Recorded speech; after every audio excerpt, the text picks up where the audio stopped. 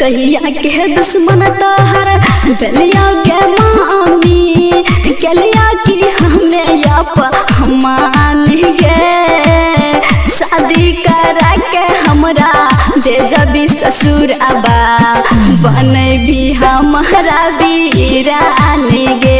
हाँ शादी करा के हमरा दे जबी ससुर आबा बने भी हमारा वीरानी गे।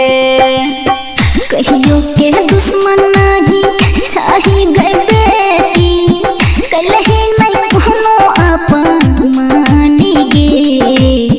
ईश्वर के लिखल बेटी माने कहनामा सब कोई जैसे ससुराल गे।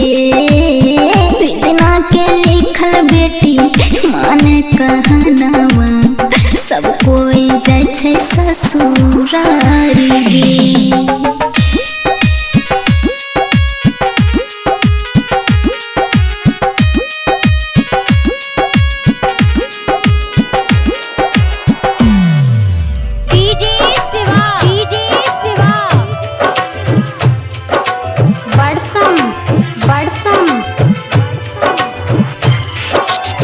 केकरा पहजरिया लागे बैठबा गे मामी केकरा से कहबै दिल के बात गे। लहरा में छुटले सब संग सहेलिया धरे बिजोगिया के हाथ गे। हाँ लहरा में छुटले सब संग सहेलिया धरे बिजोगिया के हाथ गे। हमरा से सुंदर बेटी होय तो गई सासू जय भेजे तो ससुराल गे।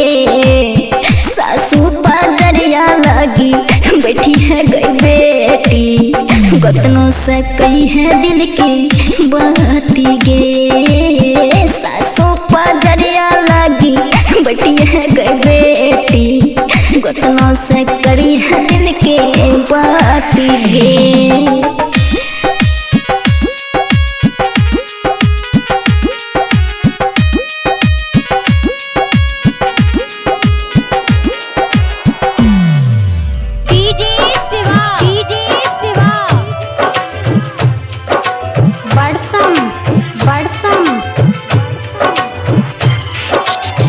कल्पना राज का सुना गे मामी हो जाने सासु गोतनी या अपन गे।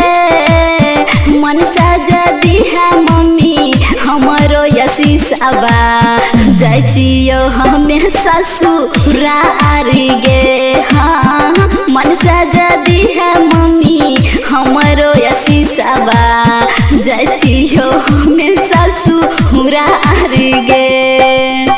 कहे छो शोभा सुने दासी बन के रही है करी है नहीं कोनो अपमान गे। भाई बाप के लाज बेटी निक से गई रखी है देखियो मन से आशीष गे। भाई बाप के लाज बेटी निक से गई रखी है देखियो मन से आशीष गे। शिवा म्यूजिक।